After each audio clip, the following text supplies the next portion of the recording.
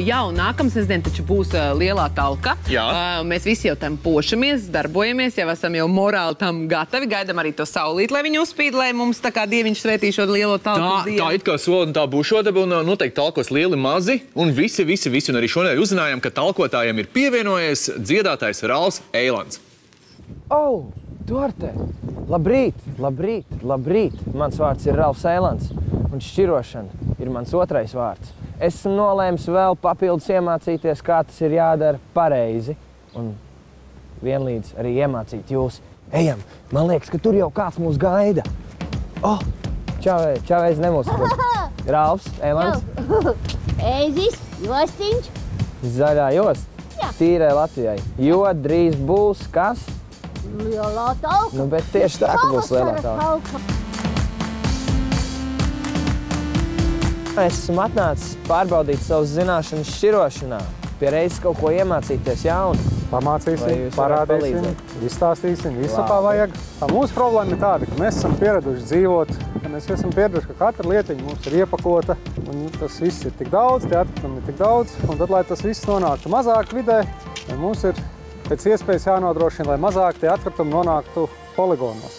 Un, lai mēs to nodrošinātu, tad mums ir pirms atkritumus izmest parastā sadzīves atkrituma konteinerā, mums ir iespējas viņus sašķirot par vērtīgām izēvielām. Sanāk, ja mēs sametam poligonā, tad tas vēl papildus darbs, ka vēl jāšķiro beigās. Atsevišķās vietās pa Latvijas reģioniem jau šis tas tiek sadzīves atkrituma pārsēdāti, bet arī šogad rudenī jau būs pie Getliņa poligona atkritumu šķirošanas rūpnīca, kur arī sadzīves atkritumi tiks šķiroti. Mēs, teiksim, skatāmies, kas mums tur ir rakstīts. Mums ir rakstīts kartons, tur arī ir papīrs. Tas nozīmē, ka visi papīri, kas mums mājās avīzes, kartoni, rakstām papīri, mēs visus varam droši šī konteinerā. Tā, šo mēs labāk saplēsīsim, labāk saplacināsim, jo tad mēs šī konteinerā varēsim ielikt stipri vairāk un atkritumu mašīnai nebūs pa velti jātērē degviela, lai brauktu uz poligonu vestu lieku gaisu. Nē, šito nedrīkst. Ko tu dari? Tas nav tur. Tas nav tur. Te gribēju jau likt. Nē. Tā. Tālāk mums ir... Tālāk mēs runājam par PET un dažādas plasmas. Šeit mēs metam gan PET pudeles, gan plēves, gan dažādas plasmas iepakojumus, bet šeit atkal ir. Ja mēs metam tomēr kečupu pudeli, tad viņai jābūt ir izskalotē, jo sādāk. Jūs iedomājaties, kas notiks, ja mēs saspiedīsim presē kečupu pudeli un kas notiks ar vispārējo sašķirotā materiālu stikls.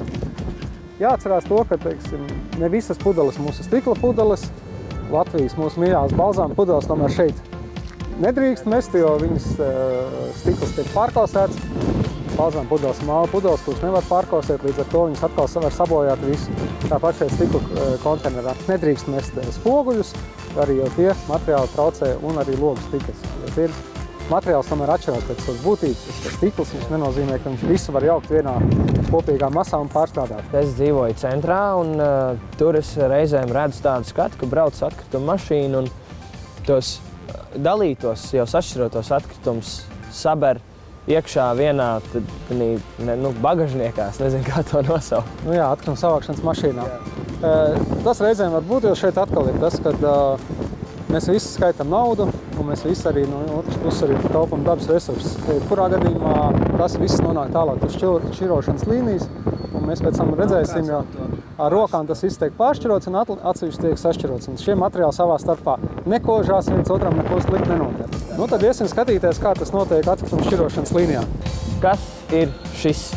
Es zinu, ka atkritumi. Šis ir tas pats, ko mēs tikko metām konteinerā, kad viņš ir atnācis šeit tālāk uz šķirošanas rūpnīcu. Reizēm tas viss atnāk jau sajauktā veidā.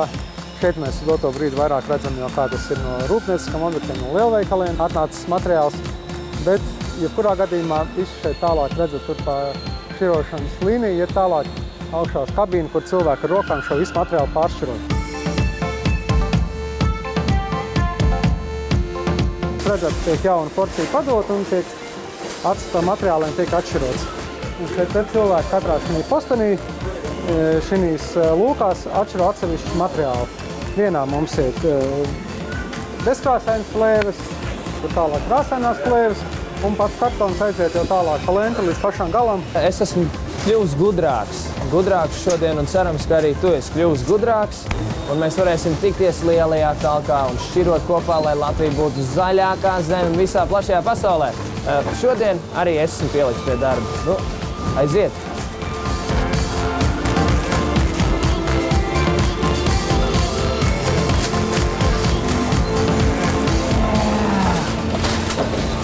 Tāds jādara. Gan Ralfam Elandam, gan arī visiem citiem, kas nākamā sestdien piedalīsies lielajā talkā. Mēs vēlreiz gribam tikai un vienīgi atgādināt, ka šogad oficiāli talkas maisi, lūgtum, ievērojiet, visi ir zilā krāsā. Tie izskatās šādi, tautā var saukt par cukurmaisiem, un tieši tādus maisus jūs talkas dienā saņemsiet pie saviem talkas koordinatoriem, un tad ar visām šmucītēm miskasti to visu atstāstījā talkošanas vietā, un par to savākšanu parūpēsies talkas organizatori. Bet ja kādam ir tiešām vēl kaut kādas neskaidrības par to, kur talkot, kā talkot, ar ko kopā talkot, tad ielūkojieties mājaslapā talkas.lv un jums viss tips taps pavisam skaidrs. Tips, taps, tups, un tālāk pavisam arī būs, mums arī jānoskaidro, kas ir šodien.